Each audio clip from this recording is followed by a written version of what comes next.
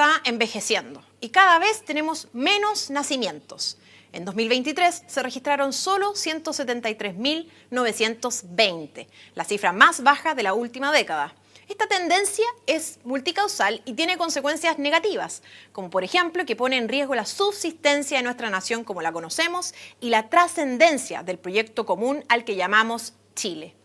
Por otro lado, si la tasa de natalidad es baja, nacerán menos chilenos. Se producirá una reducción de la fuerza laboral y, en efecto, la contracción de la capacidad de la economía para hacer frente a las necesidades de quienes ya se han retirado del sistema en la vejez. La disminución de la cantidad de nacimientos es un fenómeno que no solo afecta a Chile, sino que también a muchos países del mundo. Sin embargo, en pocos esta cifra se trata como en el nuestro, es decir, como un simple dato y sin generar discusiones políticas y sociales profundas al respecto. Es claro, ya sea por ideología o por ignorancia, que al gobierno de Boric parecen no importarle ni las causas ni las consecuencias socioeconómicas de la disminución de la natalidad.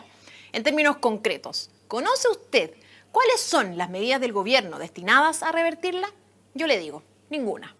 Pero sí conozco aquellas destinadas a consolidar una baja natalidad.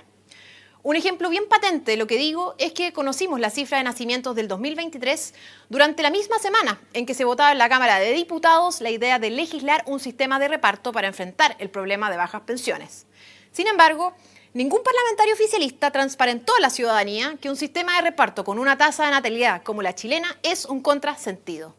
Es algo así como legislar para el pasado sin ni siquiera proponer cómo volver a él. En cambio, el gobierno de Boric ha sido consistente con la promoción del aborto, el feminismo y la destrucción de parte importante de las condiciones que motivan a las personas a decidir tener hijos. Primero, para la mayoría no es una sorpresa que la izquierda que nos gobierna destruyó la economía. En consecuencia,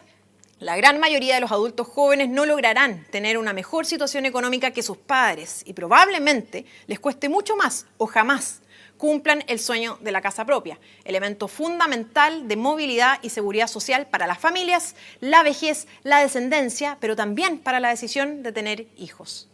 La verdad es que cuando no se recibe un sueldo conforme a la inversión que significaron los años de estudio, cuando no se tiene un buen trabajo, se teme perder el propio y no existen expectativas de que las cosas vayan a mejorar en el mediano plazo, es obvio que muchos decidan no tener hijos, puesto que pocos están dispuestos a traer al mundo a los pequeños a vivir en un ambiente de incertidumbre e inseguridad. Adicionalmente, la izquierda que nos gobierna terminó con el derecho de los padres de menos recursos económicos a elegir la educación de sus hijos.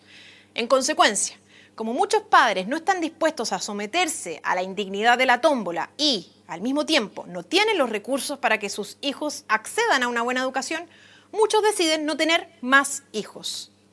En el ámbito de la salud es más o menos lo mismo. La izquierda ha perseverado en destruir la salud a la que muchos chilenos acceden pagando un poco más que lo legal para proteger a su familia, mientras las listas de espera aumentan día a día y el gobierno, muy suelto de cuerpo, esgrime que se trata de un problema estructural y que por tanto no sería su responsabilidad. Por otro lado, en el caso particular de las mujeres, es cierto que muchas deciden libremente no tener hijos porque simplemente no forma parte de su proyecto de vida. Sin embargo, hay otras que deciden no ser mamás porque a todas las circunstancias descritas anteriormente se suma que el camino posterior a la decisión de ser mamá suele ponerse cuesta arriba en distintos ámbitos, sobre todo cuando las mujeres debemos enfrentar el futuro sin el apoyo en sentido amplio del padre de nuestros hijos. La verdad es que en Chile no existen políticas públicas potentes pro familia que permitan vivir la maternidad, sobre todo los primeros años, sin sacrificar la estabilidad económica presente o el desarrollo laboral futuro. Por eso indigna que proyectos como la Sala Cuna Universal se propongan sin la libertad de elección para los padres y condicionada a la aprobación del alza de impuestos del ministro Mario Marcel, cuando todos sabemos que los recursos hacen agua dentro del Estado, como por ejemplo a través de las pensiones de gracia entregadas por decisión del presidente Boric a delincuentes condenados por la producción de material pornográfico infantil u otros delitos. Las políticas públicas como la Sala Cuna Universal con libertad de elección, las destinadas a promover la corresponsabilidad en la crianza y las que permiten equilibrar la vida familiar y laboral de los padres, así como también fomentar una participación más activa de otros miembros de la familia en la crianza, como los abuelos, deben complementarse con incentivos económicos generosos que faciliten en la práctica la vida de quienes deciden tener hijos. Por ejemplo, a través de asignaciones directas mensuales por hijo durante los primeros años de vida de este y, ¿por qué no?, progresivas por cada hijo adicional. Es inadmisible que Chile destine cuantiosos montos para promover el trato estatal inhumano a mujeres embarazadas en situación de vulnerabilidad, ofreciéndoles abortar, pero muy pocos pesos a fortalecer y dar más libertad a las familias que deciden tener hijos. Sinceramente, es muy penosa la mirada reduccionista y elitista que ha primado el último tiempo en la izquierda sobre esta materia, especialmente dentro del colectivo feminista, ya que califican como avances o retrocesos las políticas públicas en esta materia, según cuánto se avance o retroceda con respecto únicamente al aborto libre, en circunstancias que las necesidades de las mujeres son mayoritariamente otras, como mejores condiciones de vida, seguridad, sueldo y trabajo, sobre todo para aquellas con menos recursos económicos y con menos estudios. Es inhumano promover desde el Estado el aborto como una medida de salida inocua a los embarazos vulnerables, oculta tras la supuesta libertad de disponer del propio cuerpo cuando, primero, en realidad se trata de la disposición de la vida de un tercero inocente. Y segundo, genera consecuencias peligrosas y dolorosas, tanto físicas, porque no hay aborto seguro, como mentales, ya que pocos hablan de la depresión post-aborto, sobre todo en el caso de mujeres que han sido presionadas o inducidas, incluso desde el propio Estado que no ofrece más alternativas, a terminar con la vida de sus propios hijos. También es reprochable la pasividad de parte de la derecha en este asunto, ya que en muchos casos se ha sumado irreflexivamente a las demandas de algunos grupos feministas que en la práctica no solucionan ninguno de los problemas que afectan en mayor medida a las mujeres, como la violencia intrafamiliar. Es decir, ¿qué tienen que ver las cuotas para mujeres con cargos de representación en el Parlamento, directorios de empresas o partidos políticos con este tipo de problemas?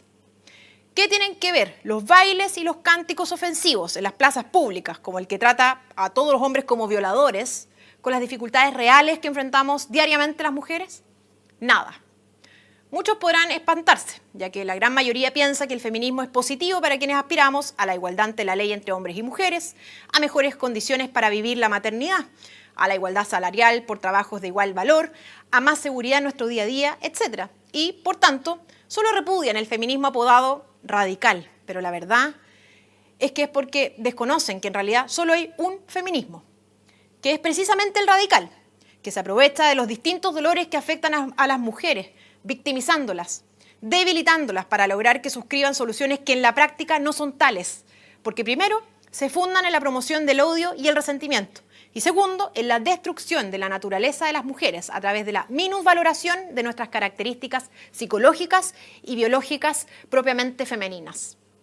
Por eso el feminismo repudia la maternidad, cuestión criticada incluso por algunos miembros del propio colectivo, como la autora Esther Rivas, quien ha señalado que el carácter biológico de la maternidad incomoda al feminismo y que, entre comillas, por supuesto, esto es una cita textual, el propio movimiento feminista, ante el yugo de la maternidad patriarcal, ha negado la propia maternidad, ha caído en un cierto discurso antimaternal y antirreproductivo. Ahora bien, esto no solo afecta a la tasa de natalidad, cuestión que para esta parte de mi análisis no es relevante, sino que atenta contra la aspiración natural e instintiva de millones de mujeres de ser mamá, al eliminar la maternidad como un camino legítimo y válido entre las mujeres modernas y, de hecho, uno de los caminos más notables para la realización personal y la felicidad. Es importante destacar que el repudio del feminismo a la maternidad no es una opinión, sino que una realidad que se desprende de las ideas de algunas de las principales feministas de las últimas olas. Por ejemplo, pocos conocen que la venerada feminista Margaret Sanger, fundadora de la multinacional abortista Planned Parenthood, consideraba la maternidad una esclavitud, aunque posteriormente fuera cancelada públicamente por las propias feministas al conocerse masivamente sus opiniones racistas y a favor de la eugenesia, una de las razones por las cuales era partidaria, lógicamente, del aborto. En conclusión, si bien la disminución de las tasas de natalidad es un fenómeno mundial multicausal, es indiscutible que el feminismo ha contribuido a consolidar esta tendencia, razón por la cual al gobierno de Boric no solo no le interesa aumentar la cantidad de nacimientos en Chile, sino que tampoco le importa llevar adelante políticas públicas pro familia, promaternidad ni mejorar las condiciones que motivan a las personas a decidir tener más hijos. Al mismo tiempo, uno puede decidir o no ser feminista, pero si decide hacerlo, no debiera negarse a escuchar lo que motivó a sus compañeras, tachándolo de ignorancia porque simplemente no le gustó o no le acomodó, ya que al final usted es libre de suscribir o no suscribir esa etiqueta.